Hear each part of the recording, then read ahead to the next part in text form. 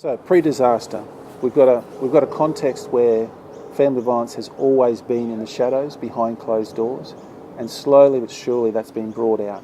And it's a really awkward question to actually start putting on the table and start breaking down and finding causes, and then cleaning up the mess, that comes from family violence, particularly male perpetrated family violence. Yeah.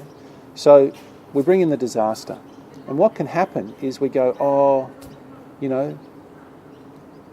these poor men, look what they've had to bear and carry. And so let's give them some space. Let's give them, that's because of that. It's because that they were in trauma. It was because they saw such horrific acts, deeds and the aftermath. Well, no, that's there. But what was prevalent beforehand was the same issues. It's just what's happened is it's almost like the fires of '09 sort of cleared away stuff as well, and it became more evident, so to speak.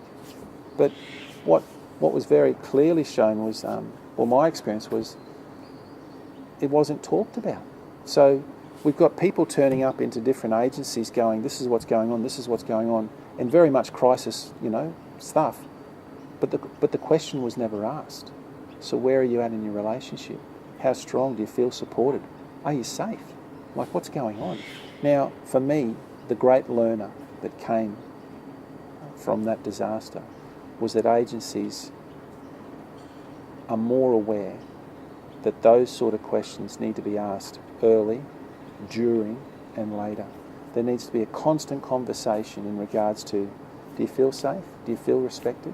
Is your relationship the same as it was, or later, or better, or worse? And what ways, what tangible ways can you see it?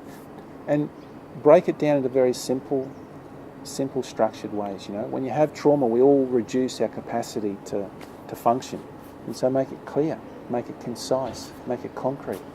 Do you feel safe? And if not, where does that unsafeness come from? Is it because of the situation, or is it something more closer to home?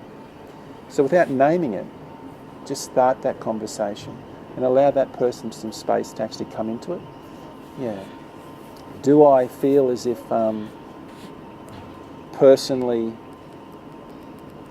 that there was some minimisation and some colluding? I think so. How come? I don't want to make that statement because it may not be true, but the reality is most of the services are run by men.